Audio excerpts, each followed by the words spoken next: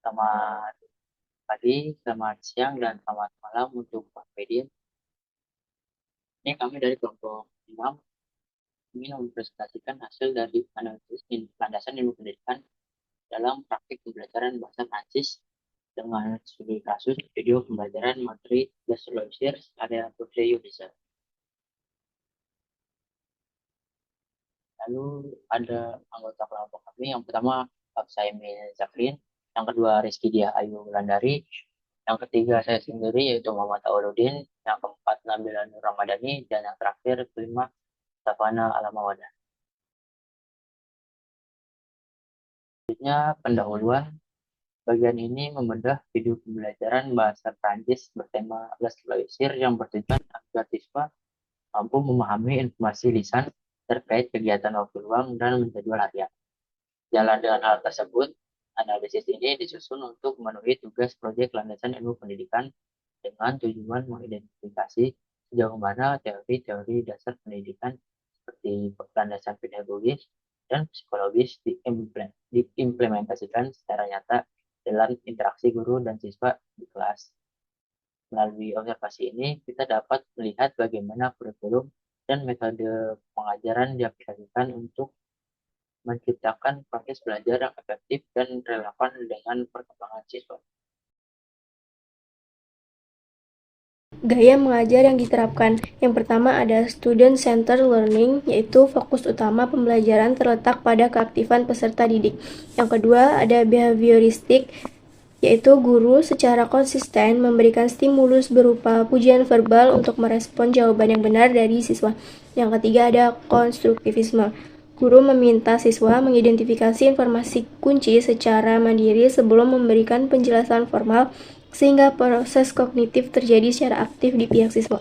Ada kontekstual yang dimana ini dapat terlihat ketika guru mengkaitkan materi pelajaran dengan kehidupan sehari-hari siswa. Guru, guru tidak hanya menjelaskan materi secara teori, tetapi juga memberikan contoh yang dekat dengan pengalaman siswa tersebut. Dengan cara ini, siswa menjadi lebih mudah memahami materi yang dipelajari dan terasa nyata dan bisa diterapkan dalam kehidupan sehari-hari. Lalu yang terakhir adalah holistik, yang dimana guru tidak hanya fokus pada pelajaran, tetapi juga peduli terhadap kondisi siswanya, di mana guru tersebut menanyakan kabar siswa yang tidak hadir karena sakit dan mengajak siswa lainnya untuk mendoakan kesembuhannya.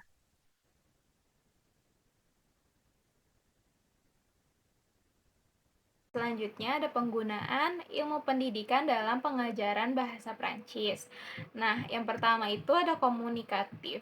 Jadi, para pengajar menggunakan pendekatan komunikatif, tak hanya menggunakan bahasa Indonesia di dalam kelas, tetapi juga penggunaan bahasa Prancis dengan contohnya dengan interaksi-interaksi kecil, hanya pertanyaan-pertanyaan kecil, entah pertanyaan pemantik atau pertanyaan untuk mengetahui pengetahuan mereka. Para pengajar menggunakan bahasa Prancis untuk meningkatkan kemampuan bahasa Prancis para siswa, yaitu kemampuan dalam berbicara atau produksi oral. Kedua, ada penggunaan teknologi. Jadi, dari apa yang kami analisis, kami melihat bahwa para pengajar menggunakan teknologi, yaitu mesin proyektor untuk menampilkan materi ataupun video yang mendukung pembelajaran mereka. Gunanya penggunaan teknologi di sini bukan hanya untuk menampilkan materi, tapi ini dapat membangun suasana kelas yang menarik, terus juga menampilkan video, audio untuk mendukung pembelajaran juga menjadi sebuah inovasi yang baru agar keadaan di kelas tidak monoton atau membuat murid-muridnya bosen. Lalu juga pengguna teknologi ini juga mendukung untuk mendapatkan materi, bahan ajar, atau untuk sumber pembelajaran lainnya yang lebih beragam. Contoh praktik penggunaan ilmu pendidikan dalam pengajaran bahasa Perancis yang pertama itu ada menggunakan metode komparatif untuk meningkatkan kemampuan berbicara dan mendengar siswa. Yang kedua itu ada menggunakan aplikasi seperti Duolingo atau Quiz untuk pembelajaran yang lebih menarik dan juga interaktif. Yang ketiga itu ada menggunakan video dan lagu untuk membuat pembelajaran itu lebih menarik dan relevan. Dan yang terakhir ada menggunakan penilaian portofolio untuk memantau kemampuan siswa dan juga membuat penyesuaian dalam pengajaran. Lalu yang berikutnya ada kesimpulan.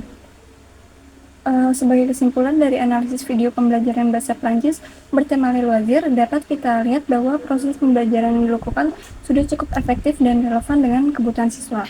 Hal ini terlihat dari penerapan student-centered learning, di mana siswa tidak hanya mendengarkan penjelasan guru, tapi juga aktif terlibat.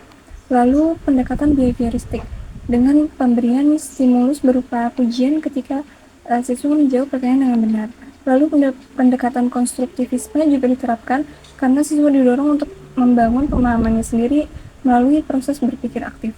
Pembelajaran juga lebih efektif melalui pendekatan komunikatif dan konstekstual, di mana guru mengaitkan materi dengan kegiatan sehari-hari siswa untuk mendorong siswa menggunakan bahasa Prancis untuk berinteraksi di kelas.